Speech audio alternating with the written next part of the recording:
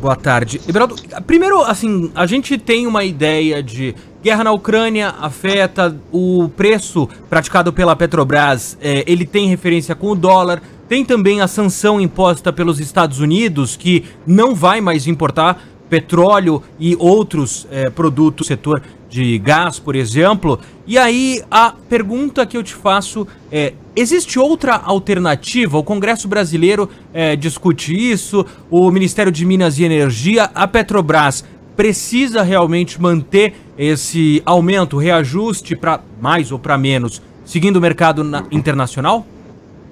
Ok, vamos lá. Primeira coisa, a gente fala de suprimento do mercado nacional. São vários atores, a Petrobras é um dos atores no suprimento do mercado. Ela responde por aproximadamente 50% dos combustíveis consumidos no mercado nacional. A gente tem que lembrar que 80% da frota de carros de passeio brasileiros são flex, né? Então você tem o etanol como uma parcela considerável do consumo, e mesmo no diesel, 10% do diesel é biocombustível, né? Então vem de fonte renovável.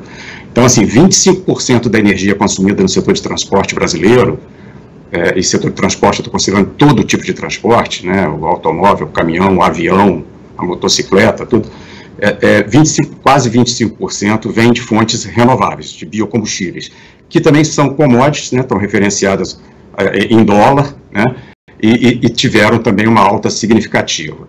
Então, por que eu estou falando isso? Primeiro, para a gente desmistificar que a Petrobras é responsável pelo suprimento do mercado nacional. Não é. Parte do diesel e da gasolina, quase 20%, é importado, porque a capacidade de refino aqui está topada, você não tem investimentos em refino, grandes investimentos há algum tempo, né, por motivos de histórico de intervenção em preços. Então, ninguém quer construir uma refinaria com medo do preço não flutuar.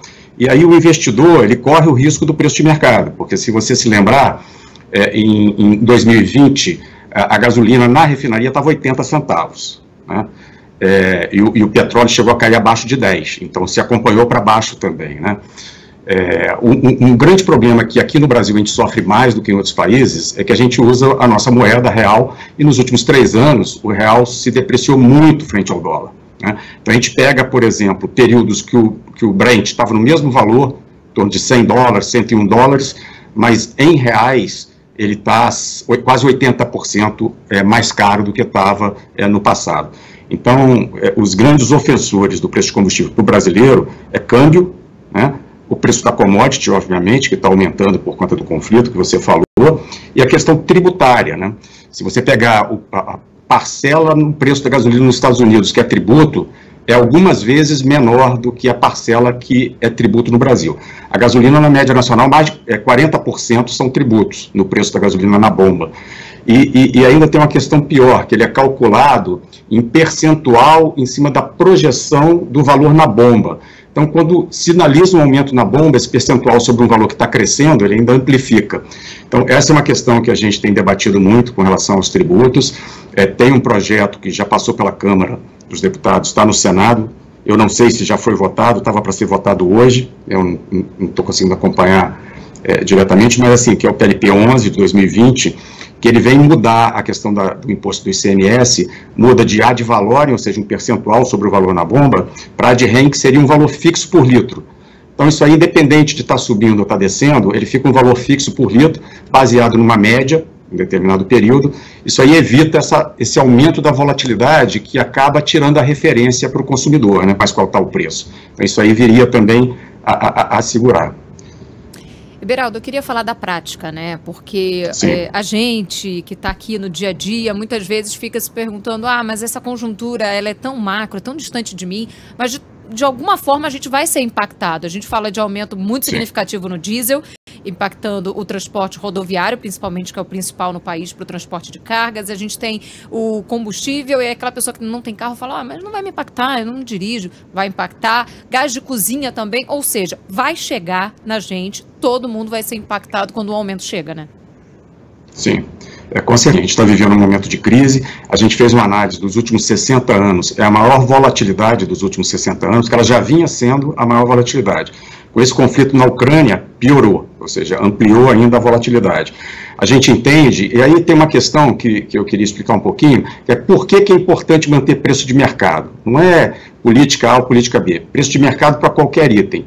Porque o que acontece, parte do suprimento nacional, conforme eu falei, em torno de quase 20%, é importado. Lá é preço de mercado.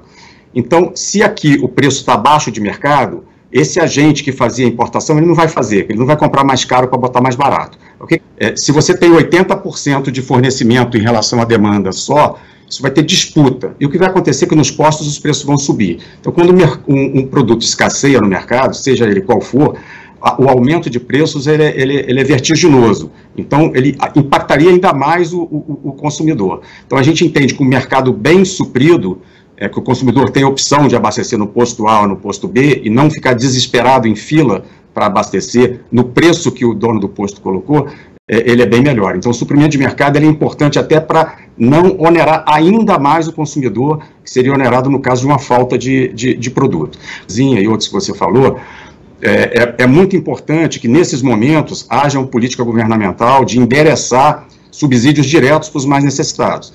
Então, eu acho que o botijão de gás para famílias necessitadas, e tem aí, o governo tem cadastro, como fazer, eu acho que tem que se aplicar, tem que até que botar num valor baixo ou gratuidade, profissionais que dependem disso, transporte público, eu acho que tem, e hoje se tem tecnologia no mundo para você fazer um controle e propiciar um subsídio direto.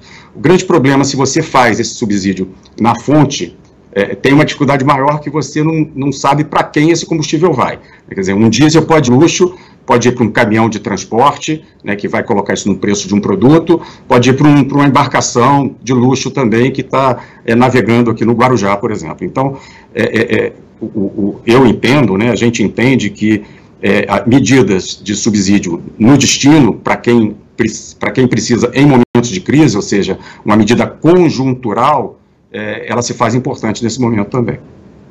Beraldo, só uma última pergunta, para a gente olhar para frente, a guerra na Ucrânia pode durar mais 2 dias, pode durar mais 6 meses, a gente não tem um cenário claro, outros impactos dados.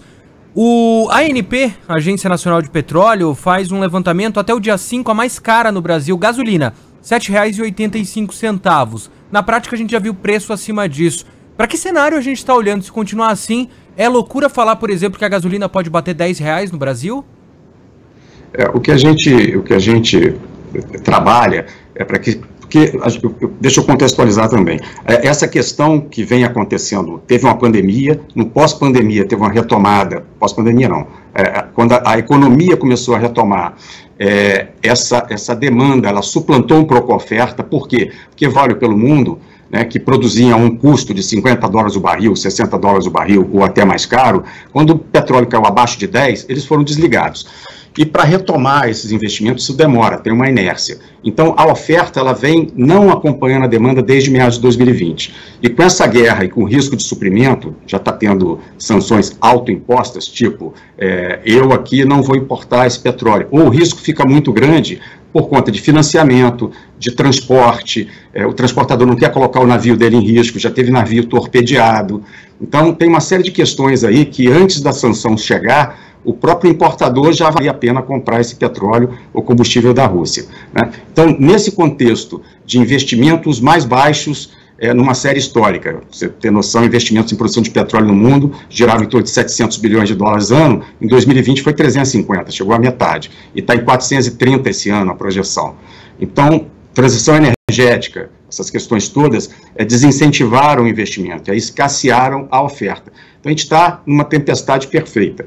O que a gente imagina em havendo um cessar-fogo, um entendimento na Rússia, isso vai durar alguns meses, mas declinando, né? Mas talvez o pré-guerra demore aí uns bons meses para voltar, para poder equilibrar. O que a gente já está vendo, onde consegue colocar a produção em alguns poucos meses, que é rápido, né, considerando exploração e produção de petróleo, que é o shale americano, ou alguns lugares como o Irã, que poderiam colocar, ou mesmo um pouco de capacidade ociosa de alguns países da OPEP, que é pequena, você conseguiria colocar em 3, 4, até 8, 10 meses. Mas investimentos maiores só questão de anos, né? Beraldo, eu queria te perguntar, você falou de duas coisas que a gente até se olhou aqui no estúdio, Sandro e eu, porque perfeito equilíbrio, né, são coisas antagônicas, porque você vê que há normalmente pensamentos aí que vão por caminhos completamente diferentes. Eu li recentemente, né, numa fala sua, de uma preocupação com essa questão do congelamento de preços e do impacto disso a longo prazo. Se esse congelamento acontecesse, por exemplo, no período de 1 ano, esse impacto ele é muito significativo. 200 bilhões seria a possibilidade, algo em torno disso, né, que você chegou a calcular? Sim, a gente fez só um exercício do dinheiro que seria necessário para subsidiar um valor, não congelado, mas um valor, entre aspas, né, se mantivesse o valor de diesel e gasolina naquele ponto que estava em 31 de dezembro de 2020 e mantivesse esse preço durante 2021 todo, seriam necessários só para diesel e gasolina todos 113 bilhões de reais. Isso no ano de 2021, em que a alta não foi tão grande quanto está sendo agora por conta dessa tempestade perfeita que eu falei.